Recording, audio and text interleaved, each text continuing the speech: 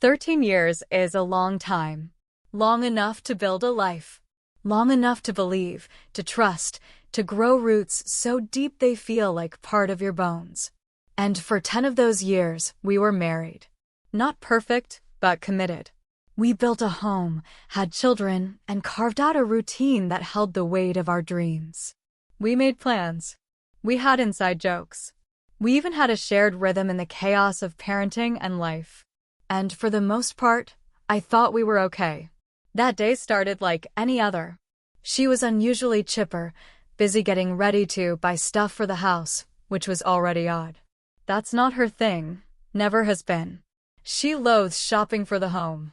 The throw pillows, the organization bins, the bath towels. That's my realm. I take pride in that. I do the childcare, the cleaning, the errands. Working from home has allowed me to be the kind of husband and father I always thought I should be. But that day, something was off. I felt it in my chest like an echo of something not yet said. She was too dressed up, makeup just so, wearing a dress she hadn't pulled from the closet in a year or more. Perfume, subtle but specific. And she was glowing in that way people do when they're excited. Except this wasn't for me. She said she was going with a friend. A male friend. One I'd never heard of. Just his first name, offered casually as if I was supposed to nod and move on. But my stomach turned. Something primal, ancient even, stirred. I didn't say anything. Not then. She left. I stayed behind, holding the pieces of our daily life together. I bathed the kids, made dinner, helped with homework, brushed little teeth, read bedtime stories. I do these things every day. It's my rhythm, my responsibility, my honor. But when the house grew quiet, when the kids were tucked in and the silence stretched out long and lonely, I started pacing. Her words, her tone rattled around in my skull. My mind jumped to places I didn't want it to go. And that's when I saw it. She'd worn the lingerie. Not just any underwear, the kind she reserves for the bedroom, for the rare nights we connect, for the kind of intimacy that once bound us tightly. The set she kept at the bottom of her drawer, only for me. Only for us. Or so I thought. That discovery broke something open in me. I didn't want to be paranoid. I didn't want to be that guy. But things weren't adding up.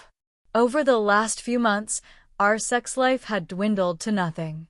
Her touch felt distant. Her gaze, when it landed on me, seemed filled with contempt she wouldn't explain. We stopped talking about anything real. She was angry all the time, and I had no idea why. And now, she was out with another man. Dressed like that. For hours. She came home late, after the kids were asleep. She offered no real explanation. I asked questions, gently, respectfully, but she clammed up. She needed space, she said. She needed something for herself. She wasn't cheating, she claimed. But I wasn't allowed to know who he really was, what they really did, where they really went. It was the first time I felt invisible in my own marriage. Not just lonely, discarded. She spoke as if we were still a team, but her actions painted a different picture. Later, I remembered seeing his name in her texts over the past few months. Always casual. Always tied to work. I'd never questioned it. Why would I? I trusted her. I trusted us. But now? I felt like a man holding a photograph he couldn't recognize anymore.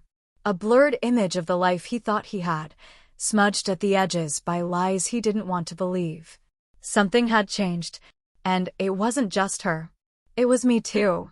I'd become the caretaker, the emotional support, the father, the partner.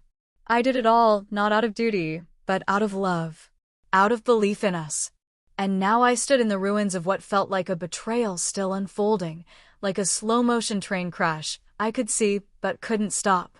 Was this how it ended? Not with a fight, not with a scream, but with silence and sexy underwear? I didn't know yet, but I knew something had broken.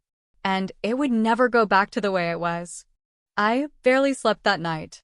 I laid in bed, staring at the ceiling, my mind racing with every possible explanation and none of them good. I kept replaying her words, her outfit, the name she gave me, the name I'd seen in her messages for months. I used to glance at her phone without thinking twice. That's how much I trusted her. It wasn't snooping, it was casual, comfortable. But now that name burned into my memory like a brand. I wanted to believe there was some innocent answer. I told myself maybe I was wrong. Maybe I was overreacting. But then she asked for time that's just for her. No specifics. Just a vague wall I wasn't allowed to look past. When I finally confronted her, it was quiet. No yelling. No theatrics. Just hard words between two people who used to be on the same side. She didn't deny it. She didn't even try. She admitted that she'd been talking to him for a while. Said they had an emotional connection. That she'd intended to sleep with him that day, but didn't. Said he turned out to be too emotional. That he wanted more than sex. That she bought some of his art, talked for a while, and left. I stood there, numb, as she told me this. I felt my stomach drop, but I didn't react the way I thought I would. Maybe I was too far gone emotionally. Maybe I'd been bracing for this for weeks, months even. She said she wasn't interested in him anymore. That he disappointed her. That it was over. And then she said something that hit me harder than all the rest. She said she wanted an open relationship. I didn't even know what to say to that. She just admitted to attempting to cheat on me, and now she was asking me to greenlight it forever. I asked her calmly if we would ever have sex again. She shrugged. Probably not. It felt like someone had kicked me in the chest. She said she didn't want to be with anyone. Not me. Not him. No one. That she just wanted to be free. That maybe someday she'd feel something again for someone, and if that happened, she didn't want to feel caged. I couldn't process it all. Not then. She offered me the same deal, a permanent hall pass. I could sleep with whoever I wanted. She wouldn't ask questions. We were still a family, she said. We still had the kids. The house. The life. Just not the marriage. Not the intimacy. Not the love. Not like it used to be. I agreed. Not because I wanted to. Not because I was ready. But because I didn't know what else to do. The idea of divorce shattered me. Not just for me, for our children. I imagined them waking up in separate houses, birthdays split in half, holidays awkward and painful. I couldn't do that to them. Not yet. Not when there was still something, anything, I could hold on to. So now we're something else. Roommates. Co-parents. Legally bound strangers playing house. And weirdly, it was the most civil conversation we'd had in months. No raised voices. No cold silences. Just reality. She was honest, or at least it felt that way. And that honesty, twisted and jagged as it was, gave me a strange kind of peace. Because the guessing was over. The mask was off. I knew what I was dealing with now. But peace doesn't mean healing. Peace doesn't mean love. Peace just means the war paused long enough for me to take a breath. I stayed up that night, staring at her from across the room. She'd already fallen asleep. I watched her back rise and fall with her breathing, and I remembered the woman I married. The woman I used to know. And I thought, is she still in there? Or did I lose her a long time ago, and I just didn't want to see it? That was the first night I felt truly alone, despite sleeping beside someone I used to love with everything I had. Maybe I still did. And maybe that was the problem. The days that followed felt like walking through a dream now, a simulation. I moved through our home like a ghost, completing routines I no longer recognized. Make breakfast. Pack lunches. Walk the kids to school. Smile at the teacher. Fold laundry. Pay bills. Breathe. Everything looked the same, but nothing felt the same. We didn't fight. We didn't argue. We just floated, coexisting like two actors who had forgotten their lines halfway through the scene. Every room in the house echoed with memories, but they felt ancient, like stories told about strangers. And then, out of nowhere, she cried. She came to me with tears running down her face, arms limp at her sides like someone surrendering to the weight of her own choices. I was at the kitchen sink when she walked in. I didn't turn around right away. I couldn't. "I don't know what's wrong with me," she whispered, her voice raw. I turned then. Not because I knew how to respond, but because something in me needed to see her, needed to understand if this was real or just another layer in the confusion. She broke down.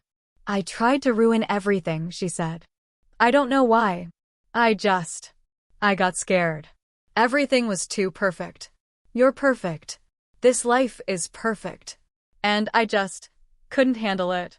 I wanted to destroy it." I stood still. Part of me wanted to hold her. Part of me wanted to scream. But all I could do was listen. "I don't want to lose you," she said, her face in her hands now. "I love you. I do. I didn't know how to live in something so stable. So safe." She was spiraling, and I could tell.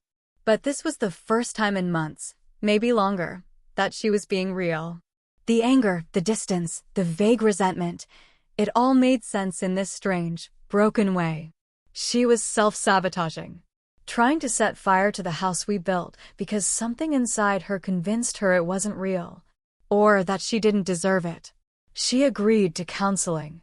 I don't know if that makes her a hero or just someone finally realizing she was standing at the edge of the cliff. She said we could keep the marriage open if I needed it. That she understood if I wanted to see other people. That she didn't want me to feel caged either. I didn't know how to respond to that. I still don't. Later that night, she tried to be close again. She wore the lingerie. The lingerie. I froze. I couldn't do it. Not with that image in my head of her wearing it for someone else, of her leaving this house dressed for someone else, while I tucked our children into bed.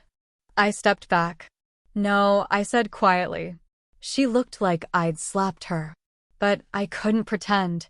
I couldn't flip a switch and go back. That part of us was buried under too much ash. She went to bed without another word. I stayed on the couch, listening to the clock tick. The next morning, our daughter said something that shattered me. As I buckled her into her car seat, she looked up and smiled. "Mom is being herself again. Isn't that great?" I nodded. "Yeah." But inside, I broke. Because I wanted to believe it. I wanted so badly to believe that this shift meant something, that the apology was real, that the tears weren't just a detour back to more confusion. But I had walls up now. High ones. And I didn't know if even she could tear them down. All I knew was that the person I married was in there somewhere. And so was I. But whether we could find our way back to each other through the wreckage, that part was still unwritten. I used to think love was about holding on.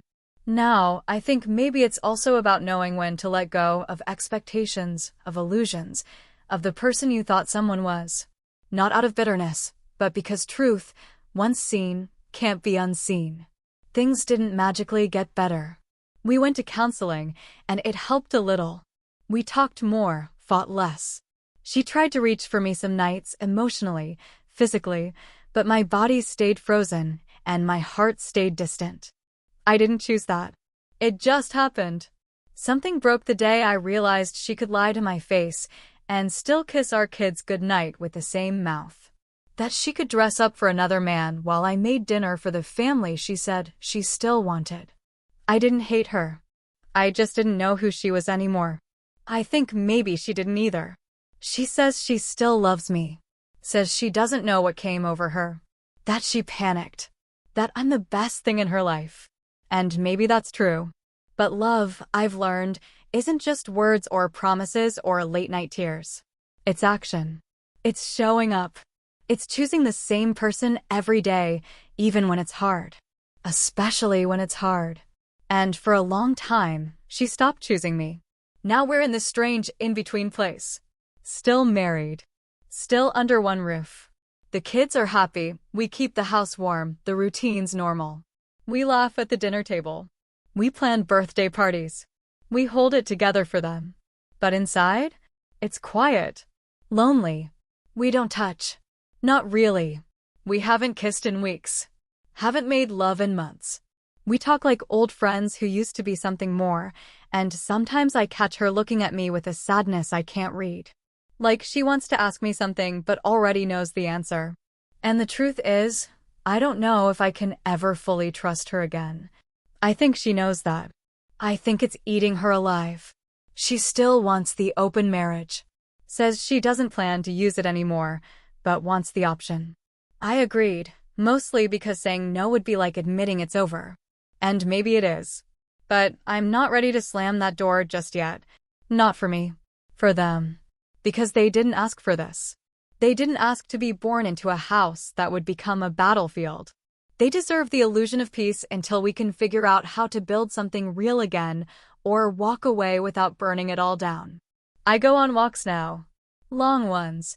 Sometimes I just sit at the park after dropping the kids off, watching other parents with their little ones, wondering how many of them are barely holding it together too.